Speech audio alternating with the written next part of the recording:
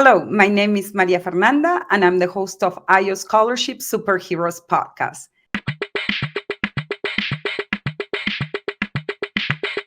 Easy, easy, so easy.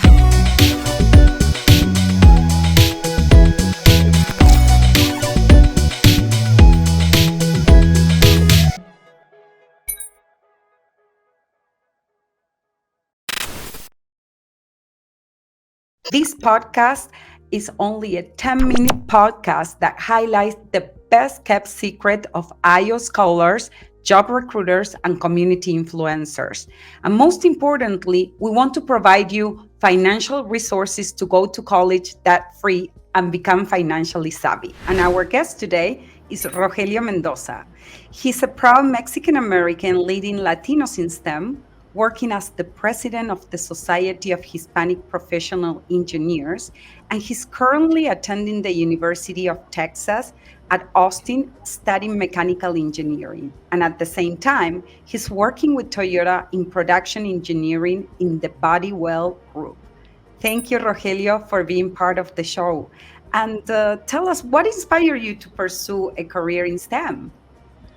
So thank you for having me here. So to answer your question, growing up, I always loved STEM, particularly math and science. I ever since I can remember, and throughout middle school and high school, I was fortunate enough to attend engineering camps in the summer, and also be part of an advanced mathematics program throughout my high school. And there, I was able to attend different college programs, such as visiting A&M for their ship chapter, and also taking advanced mathematics courses that helped me steer into what I wanted to do in college. And with that, I was able to make the decision that I wanted to be an engineer. And here I am today studying what I want to become.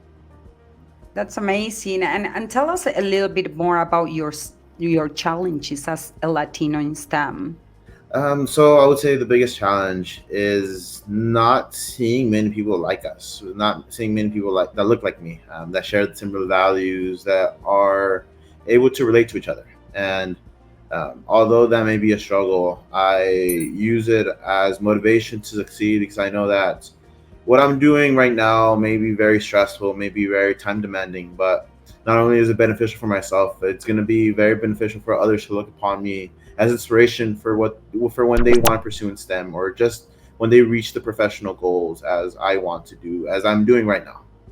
Yes, and I know as the president of your chapter of SHIP, you are a big role model for Latinos in STEM, and I really appreciate your contributions to our community.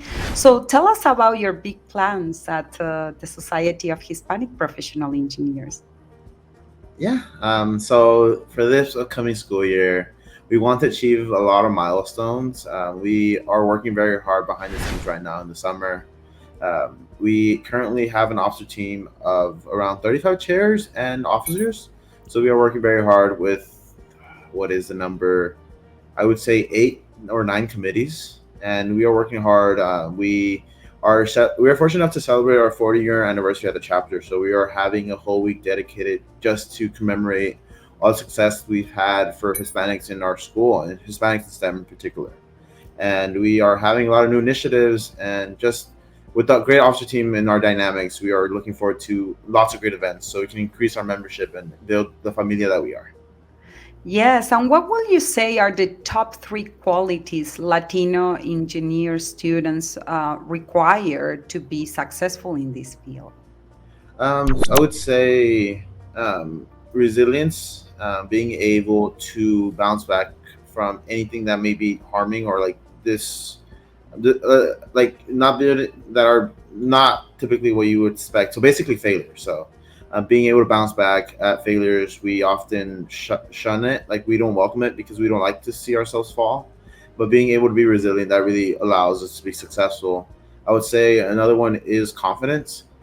Speaking for myself and many others, we often do not give ourselves the credit that we deserve. Like, we are key stakeholders. Like, we bring a lot to the table, and as minorities, we often don't give ourselves the value. So being confident in our own abilities will allow you to be very much successful in STEM, as we want to be the innovators in whatever field we want to get into. And as for the last trait, I would say being open to change, because basically being adaptable. And with that, like you'll come across a lot of new circumstances that you may not be used to, but it's how easily you're able to adapt to those situations that will allow you to separate yourself from other successful engineers or any successful STEM participants. Visit IO Scholarships as we have access to thousands of STEM scholarships based on your unique ethnic background, waiting for you today. Some of them only require 2.5 GPA and no essay. Remember, the more you apply, the more chances you have to win. Apply today. And actually, I know that you won scholarships, and at IO Scholarships, we provide access to Latinos in STEM to scholarship and internship opportunities. So, which advice will you provide to a student that want to apply for scholarships and win scholarships? The first thing is apply. Often we, as minorities, we work really hard, and I feel like a lot of our work is often doesn't isn't recognized, and a lot of it's due to personal things that like we don't. You often do not want to live up to them, to your achievements, and I would say live up to everything that you do. Everything you do for yourself, but also for your community. And like going back to being confident, like apply. The worst that I can say is no. You got a lot more to gain than not to apply, and you never know that scholarship that you think that you wouldn't have won, that might have been the difference between you having taken out a loan or not. And that I know from seeing my friends and myself, having not having to worry about financial burden for your future. That scholarship provide, like it goes a long way. You may not think about it right now, but in the long term, it will pay dividends. And also when you get your education. Yes, and actually, we always encourage students the more you apply, the more opportunities to win a scholarship. And especially, look, Rogelio, if you invest, let's say, 10 hours during a weekend applying it to scholarships and you win a $10,000 scholarship, that's $1,000 per hour that you won. So that's a very well paid job. So I always encourage students to take the application of scholarships as a part time job. So thank you for your advice. And tell us a little bit about the 3 tech gadgets that you cannot live without. For me, number one, my laptop. Without my laptop, I would not be able to do my homework. Like you mentioned, apply for scholarships, communicate through different platforms, and this is my go-to for my college success. And I really hope everyone has a laptop in college. And I know there's a lot of scholarships for that, so apply for scholarship funding so you can like be able to use it for your educational expenses. As for my second item, my cell phone. I am fortunate to have a cell phone, and I'm able to contact almost anyone across the world. This is my go-to device on how for me to stay in touch with my family.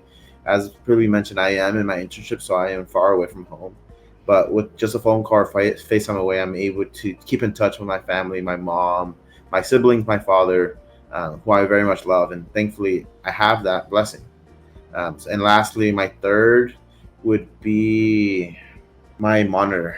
My monitor allows me to basically have 2 screens, and with that, it makes college so much more easier. I'm able to study a lot better and just be the best student that I can be. Being able to have many screens at once allows me to do my homework, but also like do my like study, but also do different things along the same sides. It basically makes me a more effective student and just an engineer too on top of that. I agree with you. I have 2 monitors and it's a game changer. Yeah. So if you had $100 million to spend, how would you spend it? I would say I would see on how I would be able to use that for most impact. I am after being an engineer. After some time, I would love to go into the nonprofit field, and with that, I would use a huge chunk of that money that I would win or I would have, and donate to nonprofit and an organization such as Iowa Scholarships, be able to help other students be successful. It's just donating part of that money will make a true difference in someone's life, and if we're able to touch one life, that's enough for me. Thank you, Rogelio, for that vote of confidence because we just established our IO foundation. So I can't wait for all the great things that you can do in the world, and I'm sure that you are the innovator of the future. So thank you for being part of the show. And for everybody who is watching, feel free to like, share, comment, and subscribe. And see you next month for IOScholarships Superhero Podcast. And don't forget the power of the three I's for inspiration, innovation, and invention.